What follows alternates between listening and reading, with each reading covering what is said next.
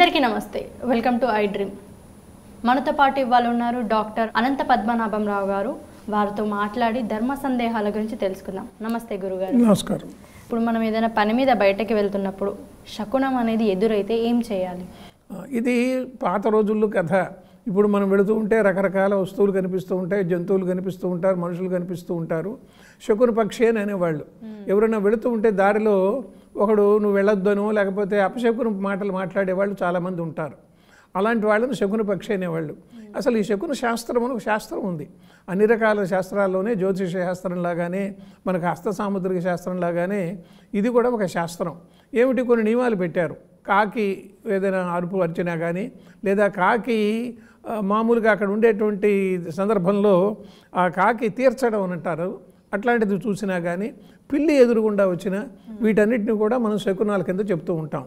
ఒకసారి తిరుపతి వెంకట కవులు శతావధాన అష్టావధానాలు చేసేవారు. వారిని అడిగారట ఒక అప్రస్తుత ప్రసంగంలో ఒక ఆయన, ఏమండి పిల్లి కుడివైపు నుంచి ఎడం వైపు పోతే మంచిదా లేక ఎడం వైపు నుంచి కుడివైపుకి పోతే మంచిదా అని అడిగారట. వాళ్ళు చమత్కారంగా చెప్పారు, అది కరవకుండా వెళితే మంచిది, ఎటువైపు వెళ్ళినా పర్వాలేదు అని. అట్లనే ఈ రోజుల్లో శకునం చూసేదానికి మనకు అవకాశం లేదు. తుమ్ము ఇది ప్రధానంగా చాలామంది ఇప్పటికీ కూడా గమనిస్తూ ఉంటారు. పాత రోజుల్లో ఏం చేసేవారంటే శకునం సరిగా రాకపోతే, అంటే ముత్తైదువు రాకపోవటం, ముత్తైదువు వస్తే చాలా మంచిది. ఆ శకునం లాంటి శకునాలు ఎదురుపడకుండా విరుద్ధమైన శకునాలు కానీ కనిపిస్తే ఇంట్లోకి వచ్చి ఒక 2 నిమిషాలు కూర్చొని తర్వాత మళ్ళీ కాళ్ళు కడుక్కొని వెళుతూ ఉండేటువంటి సంప్రదాయం ఉంది. ఇప్పుడు ఆధునిక కాలంలో మనం పరుగులు తీయటం, రైలుకు టైం అవుతుంది, బస్సుకు టైం అవుతుంది, మనం ఆ శకునాలన్నీ పెట్టుకొని చూస్తూ ఉంటే సిటీ బస్సు మన కోసం ఆగదు కదా. అందువల్ల ప్రతి ఒక్కడు కూడా దాని పద్ధతిలో వెళ్ళిపోతూ ఉంటాడు. ఇంకో 10 నిమిషాల్లో ఆఫీస్కి వెళ్ళిపోవాలని అనుకున్నప్పుడు ఈ శకునాల గురించి పెద్దగా పట్టించుకోరు. దుర్యోధనుడు లాంటి వాడు జన్మించినప్పుడు అపశకునాలు చాలా కనిపించాయట.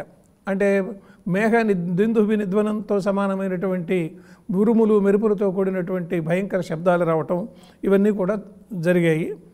అందుకోసమే ఈ ఆధునిక కాలంలో మనం ఏదైనా ఒక మంచి తిథులకు చూసి వెళ్ళటం ఇవన్నీ కుదరదు మనకు. పాత రోజుల్లో అయితే షష్ఠి రోజు వెళ్ళకూడదనో, ద్వాదశి రోజు వెళ్ళకూడదనో పెద్దవాళ్ళు చెప్తూ ఉండేవారు. ఇప్పుడు మనకు అవన్నీ గుర్తురావు.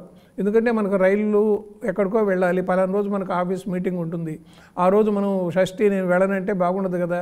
అందువల్ల ఈ శకునాలు ఇవన్నీ పాత రోజుల్లో మాటలు.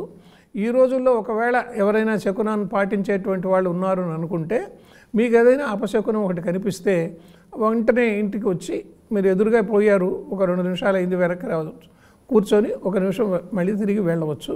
లేదా మీకు ఏదైనా భగవంతుడి మీద భక్తి ఉంటే ఆ భగవంతుడిని తలుచుకొని మీ కార్యక్రమాన్ని మళ్ళీ మీరు పూర్తి చేసుకోవచ్చు.